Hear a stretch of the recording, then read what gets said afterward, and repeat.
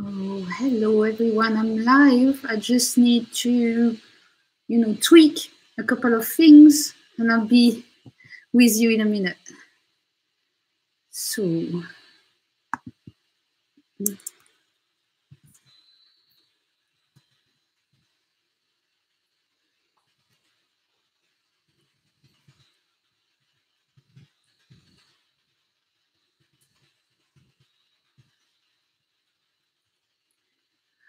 it's Christine from the channel Christine and Celeste, and welcome to my channel.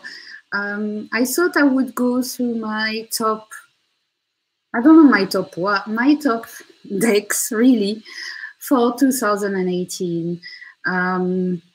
I don't have that many new decks because this year I had a kind of, I could call it, it's not just a tarot meltdown, it's a general meltdown, as in not a depression or anything, but a time where I needed to look at what I had, what I wanted to keep, what I didn't want to keep, and where I wanted to go.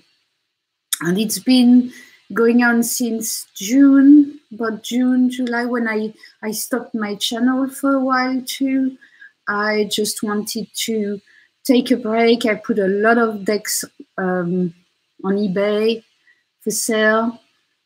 And throughout this, I have some decks that I still used a little bit, some more than others. There's classics that I always use, and others that came into my life somehow because they were on pre-order. I didn't order any new decks. I just let the pre-orders come through. So I don't have the latest shiny with gold edges and all that decks for the moment. I'm taking my time. Let me look at the who's in. I can't see yet. Creative Coffee, hello, Merry Christmas to you.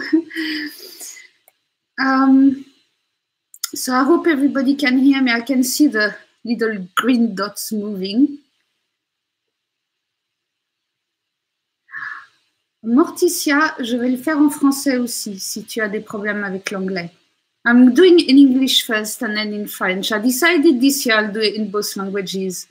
Thank you for checking the sound with me. My partner should arrive too. He said he was going to watch today. So, as I was saying, I didn't really order many decks this year because it's a trend actually that's starting for 2019 is more look at what you've got and work with what you've got. But a few decks have been shining through the year, although at some point I didn't use many decks at all. But one of them is the Aquarius. And if you watch my channel, you know that this is my all-rounder. It reads for everything. Because sometimes we prefer one deck to read for love readings or work readings or past lives readings. And yes, oh, there's my partner. Hi. This one is an all-rounder. I'm lucky to have the 70s version because I've had it from a very long time. It enabled me, after learning with the Rider-Waite, to really learn what tarot was about. It really showed me the potential of a tarot. Now, it's not for everybody, and I know this. We all have our different styles, things that work for some people, don't for others. And it's always interesting because when David Palladini made this tarot, he had very little experience in tarot. So it's actually not someone who's very well read in tarot.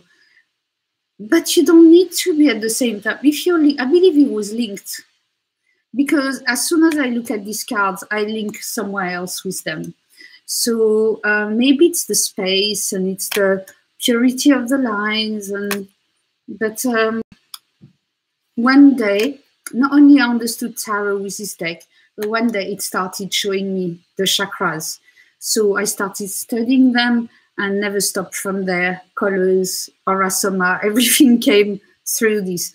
So it's been a constant. One other deck that came with it, as in they just fell in love And I mean, they're so different. I wouldn't know that they would do this, but it's the vessel oracle. One day I just tried it with it. And the vessel is from Spirit Speak. And they just seem to completely gel together. I'm not straight there. They seem to gel together. Whatever card, look at this, I was looking at, they talk to each other. So if I do any readings for someone else, these are the two decks I will use together all the time. They're both my working decks. They're so different, yet look at this. And there's even they resonate with each other. It's like there's a dialogue between them. Hi, Sunny Bob. I'm doing the video in English first, and then I will do it in French. So, you know, whichever version you prefer. So yes, they bounce off each other. I haven't seen them together on any sites or anything, but for me, it just works. Like, for example, the hole here he's got in his heart. That's what is in there. It's the healing in his heart, and it's just, it works for me. So, you know, sometimes we have an association, it's just ours. I'm not saying do like me, not at all. But I like to share, so maybe it could work for you too. And when it does, it's brilliant. I don't have all the ideas. I've got a lot of ideas from other people, from other channels, from Facebook groups. I don't go much on Instagram because I try to limit my time on social media. So it's got a little booklet with it, which is, you know, you can do without the booklet, honestly, but it's nice. The box is lovely. It's one of the best boxes, very girly, full of hearts. Just a lovely little product. So these two will accompany me, you know, throughout my life, my tarot life. Another two, they are couple too. I like to marry my decks. The deck wedding planner. Another two that always work together is they're two French decks. It's the Yagel Didier, Le Jeu Divinatoire. Now it's only in French, so but I believe that with some decks you don't really need the book. I mean, they sell it. I think the deck comes inside of, you don't say on black, but inside the sleeve. Something like that when it's sold. It's inside the sleeve. It's a 27 card deck, which is a mix of tarot and oracle. Now, Yagel Didier is the most famous psychic in France. I think I don't think she gives appointments anymore. You know what I mean? Because she's got appointments for the next 10 years and it's about 500 euros to see her, something like this. So, but she created this hybrid of a tarot and oracle. So the book is great, but it's more a divinatory book, but it does tell you what's on the card, which is great. It's the complete description of what's on the card, and then the divinatory meanings and association with other cards. So it's really well done, but it's in French. And the cards, that's the backs. Actually, they're like that, so they're not reversible. And that's the sun. So you see the sun is 12 here. So I don't really pay attention to the numbers that much on this deck. But somehow, that's the tower. The Wheel of Fortune, but somehow, I don't know, this deck got me the Magician. No, I can't, yes, I can't read. It's all upside down. News. So some are oracle, some are tarot. Very interesting deck. And somehow it wanted to work with another deck of mine. I mean, I like it seems simple, but it's quite, there's quite a depth in the drawings, and yeah, I like it. And I like it because it takes me out of, you know, the same cards on every decks. It's the same swords and the same, and I think I'm getting bored with it. I've been reading tarot since I'm 15, and I'm, you know, it's been like, well, a lot of years. And I'm just getting bored with the structure lately, but I'm getting bored with every structure. I think it must be in the air. And hence why I think I'm going to show more oracles than tarot. Me, who's a tarot girl, who's always read tarot, I've been going towards oracles to have something fresh, something new, because I felt tarot was just, I mean, there's lovely decks that came out this year, I'm not saying, but how many animal decks do you need? You know what I mean? I've seen all these lovely animal decks, but I already have a couple of animal decks. I don't need 10 of them. I don't know. I have a kind of, it's not even a boredom. It's just how many, you know, it's like, do you need 3 cars to drive, you know? But I still have many decks. I'm not saying don't buy. That's not what I'm saying, because I'm still now and again buying decks. It's just having the same all the time. It's a, oh, look, the fox here. It's got a bit of silver. On another deck, it's got a bit of gold. It's like, well, yeah, but I don't know what it adds to my reading. I find a lot of decks too that are so beautiful. I don't really connect with, because it's not people who work with them sometimes. So, le jeu divinatoire, if you're interested, if you like it, as I said, because it's a mix of tarot and oracle, you don't really need the book, but it does help, obviously, it does help. And this one goes with the deck that actually triggered all my crises, les cartes divinatoires d'Algariel. So, this is the first edition. I have both the first, the second, the third. I have all the editions.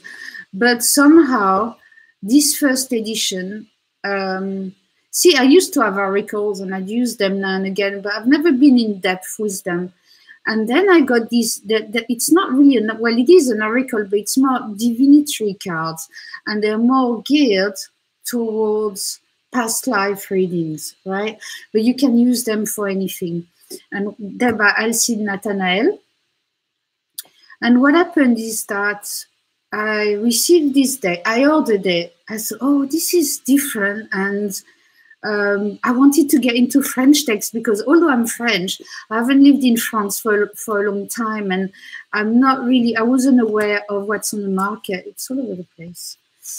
What's on the market. So I bought it, and it rocked my world. Is that it completely changed my view on tarot, on oracles, my way of reading.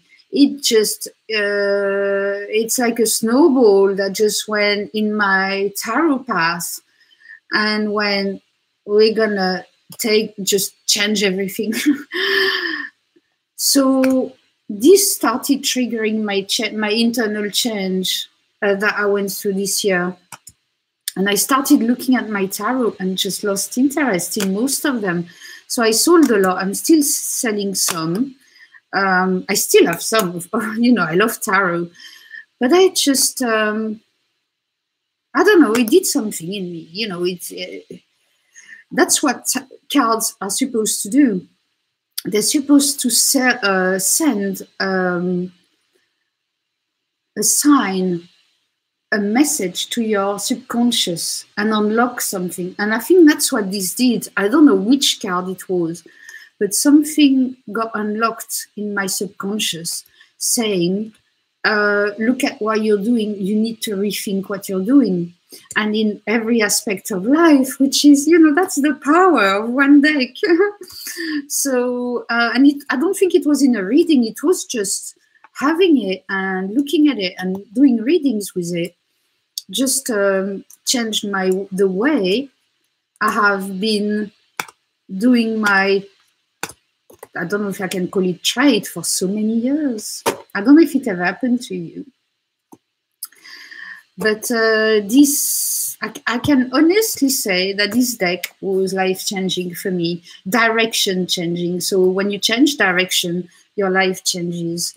And so I do use these two together because I do enjoy having a little bit of tarot, more tarot with it, and then the pure divinatory cards.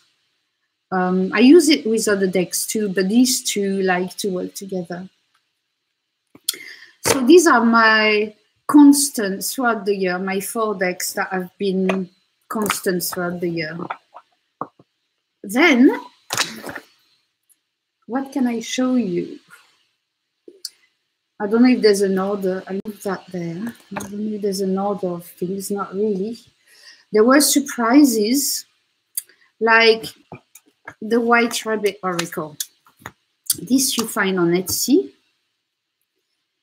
And that's another oracle that rocked my world a little bit. Not as much as the Algariel. I saw it on Laurie's channel, Laurie Tarot channel, who I consider as an online friend. And she showed this oracle, how she was using it. Now, it comes with, you know, just a simple explanation on each card. Possible meanings. You can find it on the website anyway. So it's not much, but I don't think you need much with it. And it's by Yana Siegel. It's a collage. I love collage, so I know it's very fashionable to say, ooh, collage, but I do like collage decks in general. And this deck, the way Laurie showed how she was using it to, she watched some psychic detective shows and she used it along to get some information about, you know, someone who disappeared, what happened to them. And so she picked some cards and I saw this and I said, oh, I'm very interested by this. Even if it's just to find, you know, your keys or that you've lost. I don't think I'll be a professional psychic looking for people who disappeared. But at the same time, what's happened with it is that this deck opened for me a new way of reading, as in I read the news, I read a newspaper. Maybe someone disappeared or there will be a vote. So what will be that vote? And I pick a card. And then with the card I picked, I start to write what I feel about the outcome. And then the next day or whatever, the following days, I follow the news to see if I was right. And somehow, this is my news deck.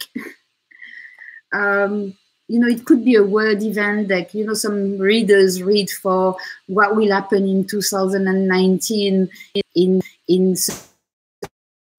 feel this is the kind of deck. Now, of course, it can be read. It's a normal oracle. It can be read with friends, with clients.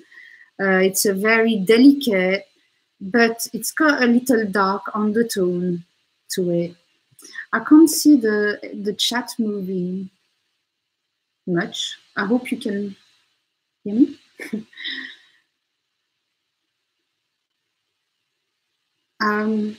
So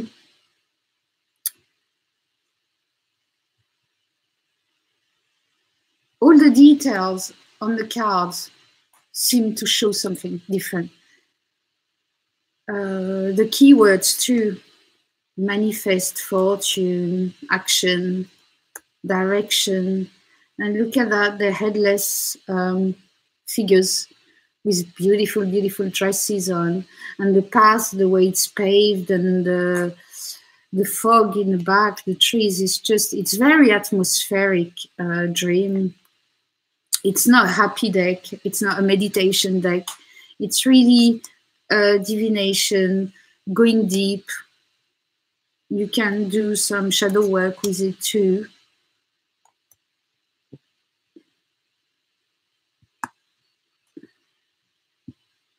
Okay. Enchantment. I remember Laurie had this specific card about some young guys that were missing. I remember she picked that card. Celebrate. I had this card for a woman who went missing too. I trained myself with the deck, and I had this card, and I knew, unfortunately, that she wasn't with us anymore. So it's quite high, Shadow Moon. I know it's sorry about putting a heavy subject on, but divination is all type of divination. It's not just, you know, love reading. I do like to be able personally to read about any subject now. I do try and avoid some subjects though. I'm not good at love reading. I can do it, but it's not my thing. I'm more into how to develop yourself, how to find a solution to a problem. Looking in chakras, looking in past lives, looking at life paths. Life paths interest me a lot more than, you know, does he love me kind of question. And more, I would more like the type of question, is he the right person that I can have my life path with, and we can both have a nice life, basically. So this is a kind of deck that's more earthy in a way. It does, as we say, it does pull the punches on this one. So it's the White Rabbit Oracle. And once again, this I will have forever, this deck. It's a working deck for me. Then a surprise I got this year. It's the Sacred Symbols for Divination and Meditation by Marcella Crowe, and the layout design is by Emily Salvatierra. Now, some friends of mine went to Santa Fe in the States. That's the box. And unknown to me, they found this deck and sent it to me. And I was really surprised because, you know, I've been doing tarot for very, very long. And it's like buying a jazz racket to a jazz specialist. You think, where do I start, right? Because they don't know much about it. But then they got me this deck, and it was just spot on. It's not a kind of deck I had. It's very simple, and yet it's deeper than it looks, because it's a deck for divination and meditation. So I'll show you the cards are, well, the little booklet is very succinct. But there's the symbols, and you can meditate on the symbols. And that's what I like, because I believe symbols can unlock things in you, in your subconscious. So there we are.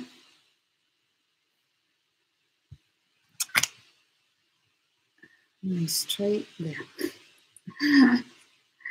I'm never straight. So yes, it's just very basic in a way drawing and a keyword, but they're extremely powerful with elements, and they go well with any tarot. That's what I like too. Not only this, but you can meditate with them. So one card is enough. It's not a deck where you'll get, you know, a reading with 10 cards. One card is enough with maybe a tarot, and it takes you on a path. So it's very unusual for me. It's not a kind of deck I would have looked at online and said, I'll buy it. But it was absolutely the right choice, because it's the deck I needed to look somewhere else a little bit in my readings too. And it does trigger, it's a trigger deck, it triggers things too. So very nice size, they're big size cards.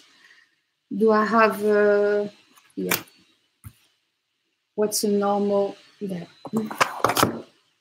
Sorry, I keep forgetting showing you the sizes because I've got big hands, so I don't mind. So they're quite large, but like oracle size large. That's the backs. They're lovely cards. I'm not particular about the cardstock, but the cardstock to me is lovely to me. So how many cards in it?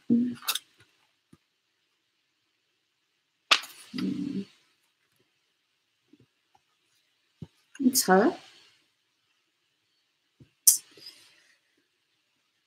Yeah, she's an intuitive medium. That's why it's so powerful. No, it doesn't sell many cards. No. So that was the Sacred Symbols oracle. Next, another print deck that I found recently, a few months ago, in a store that was closing. A lot of our, unfortunately, a lot of our metaphysical stores are closing here, and I seem to be lucky every time to go when they close, and they have decks that are out of print, and they're like, I think this is, you can find it for $200 or something on eBay or whatever, like crazy prices or even more. And I just found a copy for like 20 euros. So it's an original Roots of Asia. It's the French version by A.J.M. Muller. And this is a Buddhist deck. So I grabbed it because I knew the value of it, but I didn't know if I would like it or not. Now, the person who's drawn this deck, I have to find his name, sorry, I don't know it by heart.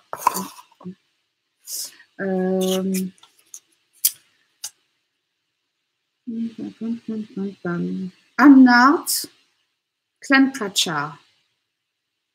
He's a real hermit. I think he lives in a cave somewhere. So, so it's a deck that brings you through Buddhism and meditation. So it's obviously it's a tarot, you know, it's the King of Wands, but it's a different King of Wands. It's not the King of Wands that will fight, it's a different. So even the elements, although they're respected as in a tarot, they mean other things.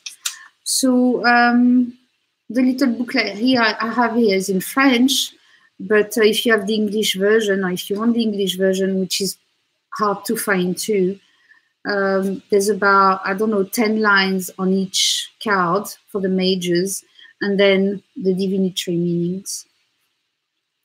But the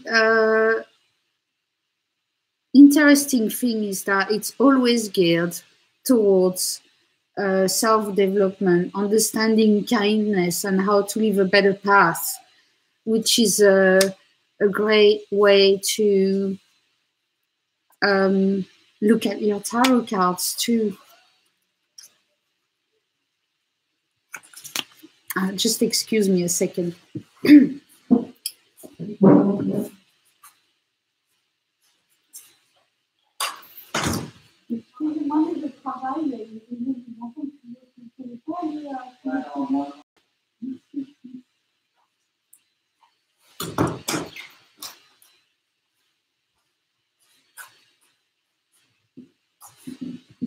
Okay, sorry about this.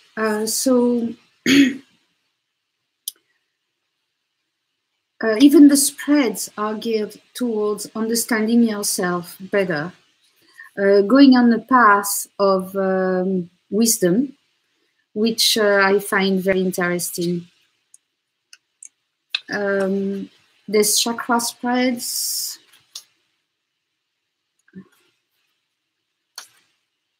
body, mind, spirit spreads, and then introduction to meditation. And then there's the whole thing about meditation at the back. So anyway, Roots of Asia. I think he didn't really have, I think he used stones and whatever he used to draw from his cave. Very unusual deck. It's beautiful. It's not my style of art, but at the same time, I can see how you can develop yourself with this type of deck. Look at these Two of Cups. This is really, it seems to talk, you have the Ace here and the Two. It really seems to talk about incarnation here. So just incredible. You have obviously elephants and Asian figures. It's an Asian deck. I don't understand it all yet, but if you see the Lovers, it's a very different Lovers. It's really about cosmic love here. So it's not a deck that you would read, you know, for maybe everyday life. I think it's more a deck you study and you get into the cards, and when you see the Pope here, it's not the traditional Pope at all. You can feel that it's really the Buddhist take on it, and the Moon is just wonderful. Excuse me.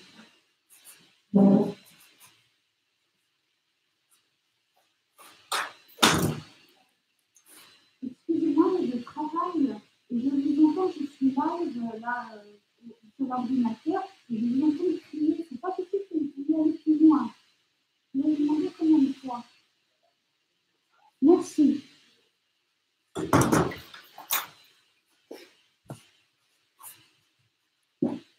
Apologies, there's just some young people that decided to scream in the front of my door, and I had to ask them to move. So, Buddhist, so look at these two with the tiger. A whole lot of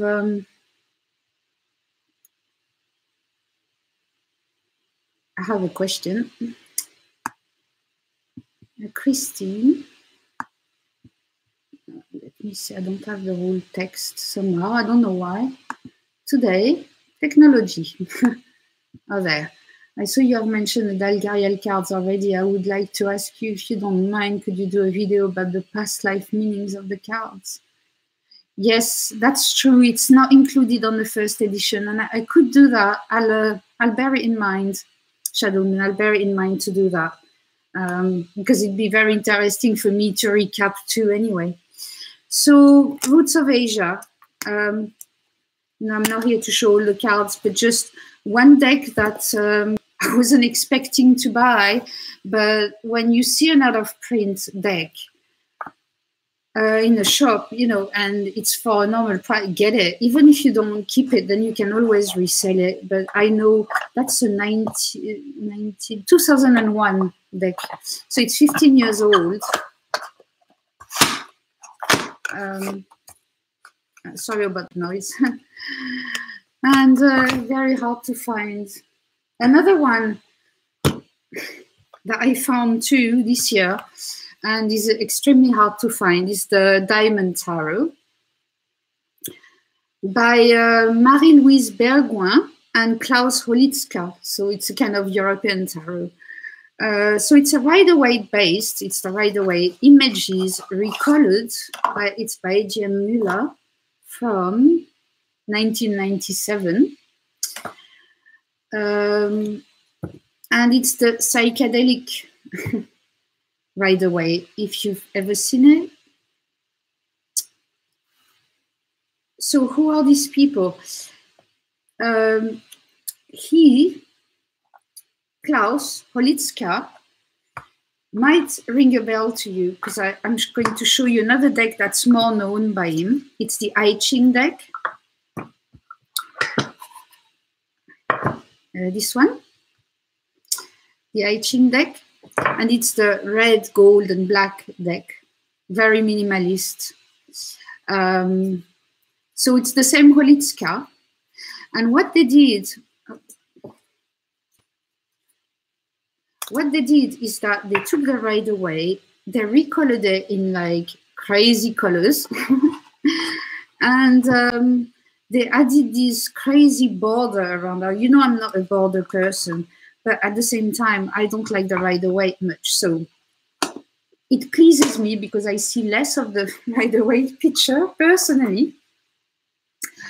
I shouldn't say this, but you know, I just don't like it. Then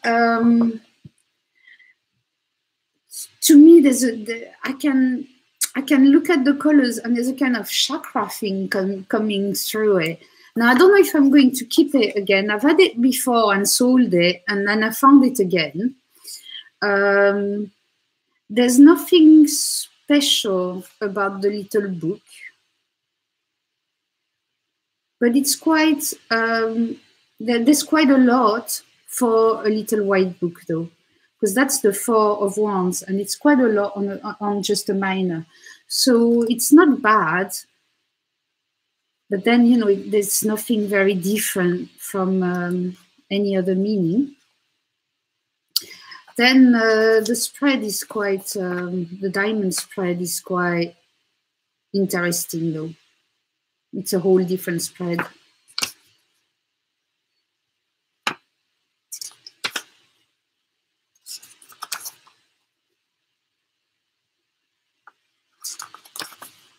So, and they show you how you can ask questions too. So anyway, so crazy deck. It's a bit like the Los Scarabeo Rider Waite, which is to me the best Rider Waite because it's not yellow. They took away that yellow, so it's a bit like that, but with these crazy borders around, and I don't know.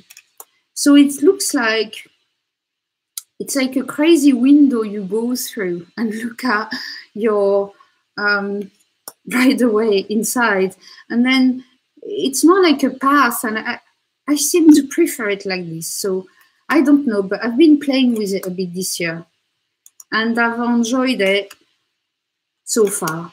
I haven't quite cracked it yet, but I will, you know. Like I haven't got the information yet I wanted from all these colors, but I know it will come. So that's the Diamond Tarot. How to find two? I know there's an English version, I think, too. But if you do and you're interested, grab it because it's a different take. Once again, that's the backs.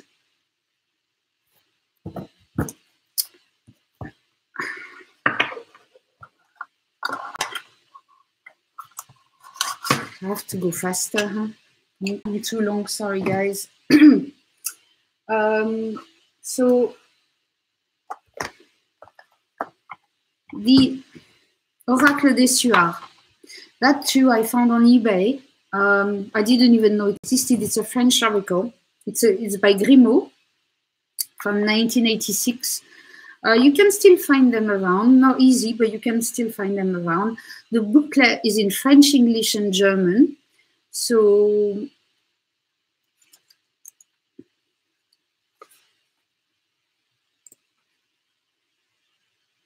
it shows you how to draw the cards. It's more of a divination deck. Now, it's got playing cards related to it, and I'll show you how.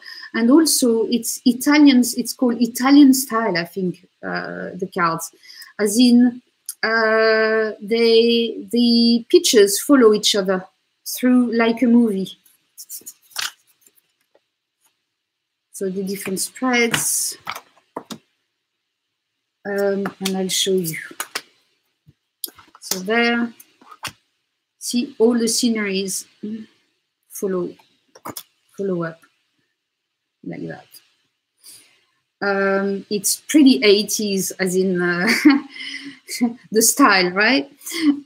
You can see the playing cards there. You've got a keyword, one in French, one in English. So if you're interested, yes, you can get it even if you don't speak French. It kind of makes a nice story because the pictures follow each other and they tell a story.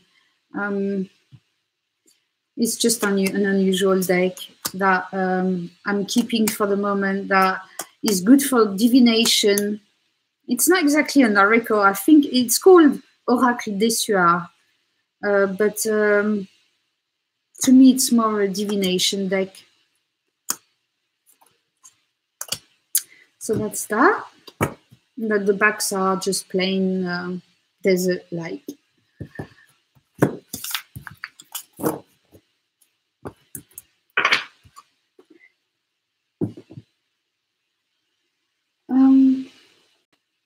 The Lioness Oracle Tarot.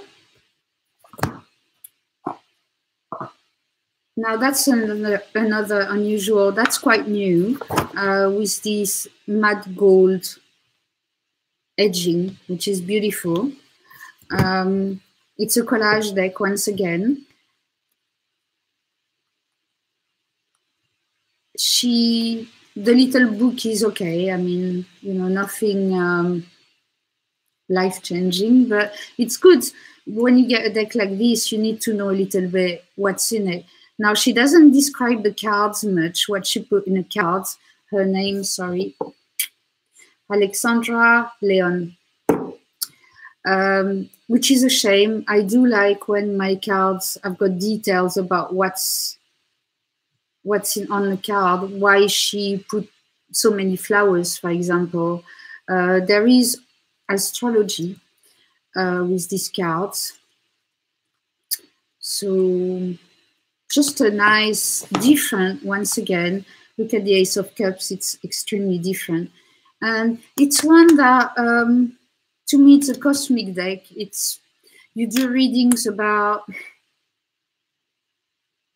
I don't know, different things, inspiration, art, life path, incarnation, real life too, but it has the fantastical feel to it that you can really push your imagination with it. Well, I can so far. So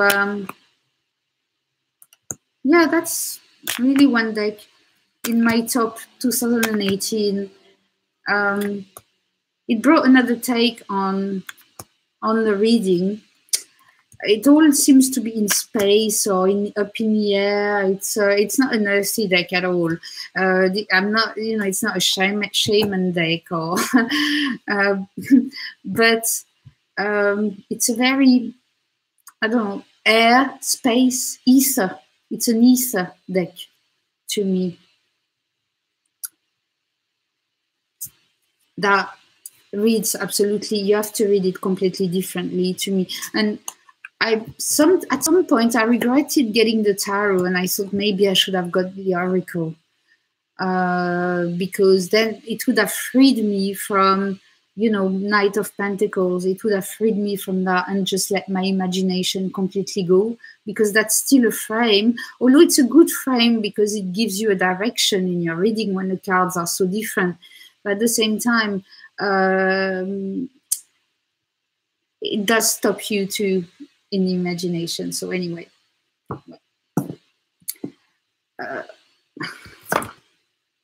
where am I for time? Because I might stop it. Okay, 43 minutes. Let's go. I've talked about it recently. The Tilwick Tarot by Neil Lovell. So this has been, I received it this summer. It's tarot about interiors and exteriors. It's a very unusual deck. It's like you go into someone's house and look at how they live, right? Or like these ghost hunters, they go in all the houses and get a feel for the place. And I feel that that's what this deck is like, is that you look at the picture and think, who lives here and what kind of vibe am I getting from the walls, from the mirror, from the curtains, from the floor? All very interesting. When I first saw them online, I thought they all looked the same. And actually, it's not true. Oops, let's upside down. It's not true at all. They don't. It's just an impression because it's very brownish. But they actually look different. No, it's like that. So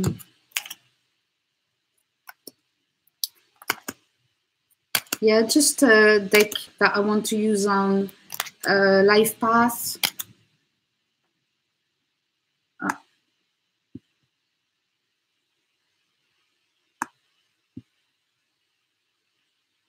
Yes, I understand. The Star Child and the Lioness, sorry, I understand it's very airy and very different. It has got very little of what we know of the tarot, these decks, and I understand that it's not for everyone, but I like them because it keeps pushing me in my imagination, and I need this. Because if I say, okay, that's the Fool means this, that, then it restricts me, you know what I mean? My imagination is not triggered there. Now, the Childwick is very earthy, but it's earthy in a different way. It's like the earth memories, and you could even talk about Akashic Records here and Life Path. I'm not sure if it's still, I know the site is still up, but I'm not sure if they still have the decks. So that you will, before you buy it, contact them, because you know, it's a bit of a peculiar situation now for this deck, but it's yeah, it really tells you a story on each card. It's just wonderful. It's gold edged. I would have preferred matte, but it's still a beautiful edging. The box is okay, nothing special. And I got to this year the textured tarot. Although normally I wouldn't buy it because it's kind of, it's another collage. How many collage decks do I need exactly? I've got too many collage decks again. It's pretty standard based on Rider Waite, I think. And based on elements, which I like. But what I like is that it's very diverse. So you see that, like, this couple is diverse. There's young people, there's elves, dark, white, able, not able, riding horses, young, old. So that's really the attraction of this deck. But at some point too, when I got it, I saw it's like there was a checklist, you know, okay, I put here a black person, I put here a disabled person, I put here, you know, I felt like that when I opened it. I thought it was just a bit too proper in a way, which is good. It's good. It's just, I don't know, I found it funny. To tell you the truth, I've been using it. It hasn't yet brought me more than any other deck.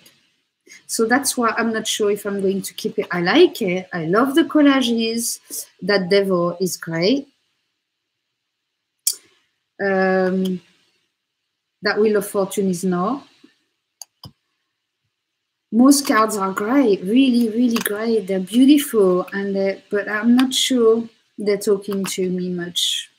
They are talking to me, but they're not saying much more, right? So for me now to keep a deck the way I'm going now, and my collection is thinning every day, I need the deck to tell me more. And some decks I'm willing to wait because, you know, like the Tarot of Spirit, for example, I know this is not going to talk to me in 1 second. I will need or to meditate with it, or to read the 500-page book, you know, or to do a lot of spreads with it. So I know it's not going to be instant. But I'm willing to wait because I can feel the potential. I've already had breakthroughs with it. This is a beautiful deck, and it's a deck that talks, but I'm not sure that it's got a different voice from any other deck I have. Oh, you've got the Golden Tarot by Cat Black. Yeah. Now, it's not on my list because, you know, I've showed it so much. And now I've got the two versions. I've got the shiny version and the matte version. Golden Tarot by Cat Black. This is one of my decks that I will keep forever too. It's quirky. It looks traditional. And then when you look at it, it's actually quirky, and it's full of animals and symbols and people and actions and buildings, and there's so much to go on that for one card. Yeah, the guidebook is nice too. So for one card, you can actually get a lot of information. You don't need many cards with this deck, and it's so busy already on each card that if you put too many cards, you're lost. So it's better to get into your one card and really go for it. Now I've seen that hand on the sauce-based deck too, so I'm, you know, that it's a nice deck. I can't say it's no. It's got everything in it. I'm not sure it's telling me more yet, but I put it in my top ones because I feel that anybody around the world can use it, and it will talk to them.